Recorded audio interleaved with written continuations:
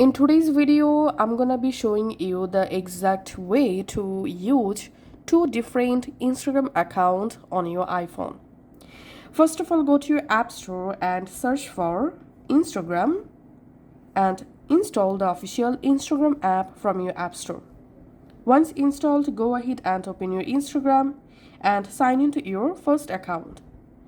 And now, to get the secondary Instagram, you have to go to your browser. You can use any browser. I'm opening my Safari browser, for example. In Safari browser, just type here instagram.com and go to Instagram official website. Here tap on login. And now enter here your second Instagram account login credential, and then just go ahead and log into your second account.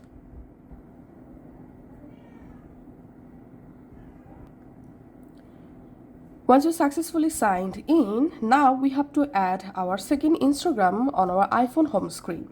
So tap on this share, and here tap on more, tap on add to home screen, tap on add. Once added, here we can see my first WhatsApp account, and this is my second WhatsApp account. Now I can use two different Instagram account on my iPhone at the same time, as you can see. So that's how you can actually do it. Thanks for watching.